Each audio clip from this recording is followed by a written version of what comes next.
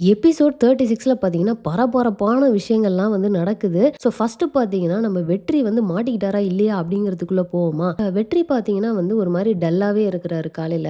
என்னடா ஆச்சு அப்படின்னு பாண்டி கேட்கிறப்போ, இந்த மாரி மாறன் வந்து இவர்ட்ட பேசிட்டு போயிருப்பார் தெரியுமா? அந்த விஷயத்த வந்து இவரு ஷேர் பண்றாரு. இதுல நம்ம பாண்டி வேற மிரட்னாரா? ஐய்யயோ! அந்த ஆளு சும்மா பேசினாலே அப்படிதானடா இருக்கும். அப்படிங்கிற மாரி அவர் ஸ்டைல்ல வந்து எல்லாத்துக்குமே ரெஸ்பாண்ட் பண்ணிட்டு இருப்பாரு.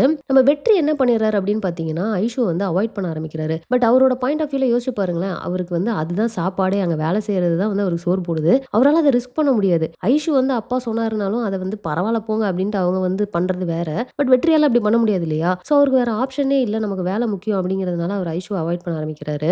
ஐஷுக்கு வந்து அது நோட்டீஸ் ஆகுது. அது ஹர்ட் ஆகுது. எத்தனையோ வாட்டி வெற்றி கிட்ட பேச ட்ரை பண்றாங்க. பட் ஸ்டில் அவர் ஏதேதோ பண்ணி அவாய்ட் பண்ணி போயிட்டே இருக்கிறாரு. டைரக்ட்டாவே போய் கேட்டுர்றாங்க. என்ன அசிங்கமா அவாய்ட் பண்றியா? இந்த மாரிலாம் பண்ணாத. இதுக்கு மேல நீ இப்டி பண்ணனா நான் வந்து உன் மூஞ்சிலே முழிக்க மாட்டேன்லாம் சொல்றாங்க. அப்போ நம்ம வெற்றி பார்த்தீங்கன்னா, அங்கருந்து பேசாம போயிடுறாரு. ஸோ ஐஷு வந்து வேணி கிட்ட போய் உட்காந்துட்டு கோவமா சொல்லிட்டு இருக்காங்க. இது என்னது இது இவன் இப்படி பண்ணிட்டு இருக்கான். எனக்கு பிடிக்கவே இல்ல. நான் இனிமே அதுகிட்ட பேசவே மாட்டேன் அவன்ட்ட அப்படின்ற மாதிரிலாம் சொல்றாங்க. அத கேட்டு நம்ம வேணி வந்து சூப்பரா ஒரு பாயிண்ட் சொல்லியிருப்பாங்க. நீ என்ன இப்படி பேசிட்டு இருக்கிற? இது எல்லாத்துக்கும் காரணம் உங்க அப்பா தான். அவரு தான் போயிட்டு அவன வந்து இந்த மாதிரி இன்டைரக்ட்டா மிரட்டி இருக்கிறாரு. அதனால தான் அவன் வந்து அவாய்ட் பண்றான். அவன் என்ன பண்ணுவான் அப்படிங்கிற மாதிரி சொன்னோம்னா நம்ம ஐஷுக்கு வந்து அப்படியே ஃபேஸே மாறிடுது.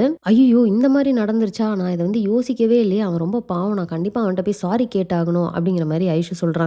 பட் இதுல என்ன ட்விஸ்ட் அப்படின்னு பார்த்தீங்கன்னா, இவங்க வந்து வெற்றிய தேடணும் அப்படிங்கிறதுக்காக பாண்டிய நோட் பண்ணி பேச போறாங்க. பட் பாண்டி ஒரு மாரி திருட்டு முழி முழிச்சுட்டு போனோனே, பாண்டிய ஃபாலோ பண்ணிக்கிட்டே பின்னாடியே போறாங்க. போய் பார்த்தீங்கன்னா, அவங்க சீக்ரெட்டா வச்சிருக்கிற கிச்சன கண்டுபிடிச்சிடுறாங்க. டோர திறந்து பார்த்தா உள்ள நம்ம வெற்றி உட்காந்து குக் பண்ணிட்டு இருக்காரு. பார்த்தோன்னே ஐஷுக்கு செம கோவம். அங்கிருந்து கிளம்பி போயிடுறாங்க. வெற்றியும் போயிட்டு இவங்கள வந்து கன்வின்ஸ் பண்ண ட்ரை பண்றாரு. பட் இவங்க ஒரு வார்த்தை கூட பேசாம அங்கிருந்து கிளம்பிடுறாங்க. பட் இதுல என்ன அப்படின்னு பார்த்தீங்கன்னா, நம்ம பாண்டி வந்து வெற்றி கிட்ட சொல்லிட்டு இருப்பாரு. என்னதான் இருந்தாலும் ஐஷு வந்து மாறனோட பொண்ணு. சோ அவங்க வந்து தெளிவா இந்த விஷயத்த வந்து போட்டு குடுக்க தான் போறாங்க. நீ மாட்ட தான் போற அப்படிங்கிறாரு. ஆனா நம்ம வெற்றி பார்த்தீங்கன்னா, சான்ஸே இல்ல. அவ அந்த மாதிரிலாம் பண்ண மாட்டா அப்படிங்கிற மாதிரி ஒரு கான்ஃபிடன்ஸ்ல இருக்காரு. நீங்க யோசிச்சு பார்த்தீங்கன்னு வச்சுக்கோங்களேன், ஆல்ரெடி நம்ம விக்கி அண்ட் ஸ்ரீநிதி இத கண்டுபிடிச்சிட்டாங்க. அவங்க அத போட்டு குடுக்க தான் போறாங்க. இவரு வந்து ஆட்டோமேட்டிக்கா அத ஐஷு தான் பண்ணாங்க அப்படின்னு நினைச்சிட்டு இது ஒரு பெரிய இஷ்யூ ஆக போகுது அப்படின்னு தான் நான் நினைக்கிறேன். இதெல்லாம் நடந்துட்டு இருக்க போய் பார்த்தீங்கன்னா, மேல இருந்து கேமரால இவரு அந்த உள்ள உட்காந்து சமைக்கிறத வந்து ரெக்கார்ட் பண்ணிட்டு இருக்காங்க. அது எய்தர் விக்கியா இருக்கும் இல்ல ஸ்ரீநிதியா இருக்கும். சோ நெக்ஸ்ட் வீக் பார்த்தீங்கன்னா, இதுல வந்து ஒரு பெரிய ட்விஸ்ட், பெரிய சம்பவம்லாம் நடக்க போகுது அப்படிங்கிறது கிளியரா தெரியுது. இது போக பார்த்தீங்கன்னா, நம்ம ரகு வந்து சிதம்பரம தேடிட்டு இருக்காரு இல்லையா? சோ அவர் அந்த வீட்டுக்கு போறாருங்க. போயிட்டு கதவ தட்டுறாரு. பார்த்தா வெளிய வந்து யார் நிக்கிறா? நம்ம வெற்றியோட அம்மா நிக்கிறாங்க.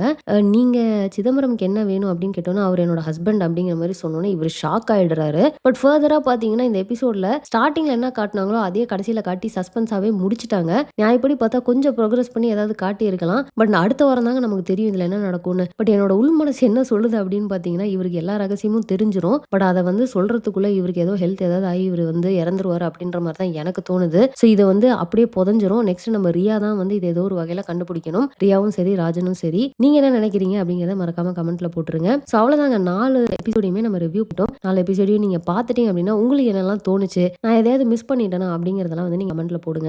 சோ அவ்வளவுதாங்க இந்த வீடியோ நான் இதோட முடிச்சுக்கிறேன். இந்த வீடியோ உங்களுக்கு பிடிச்சா லைக் பண்ணுங்க. உங்க ஃப்ரெண்ட்ஸ் எல்லாருமே ஷேர் பண்ணுங்க. மறக்காம சேனலை சப்ஸ்கிரைப் பண்ணி சப்போர்ட் பண்ணுங்க. நெக்ஸ்ட் ஒரு இன்ட்ரெஸ்டிங்கான வீடியோல உங்களை மீட் பண்றேன். தேங்க்ஸ் ஃபார் வாட்சிங். Bye by.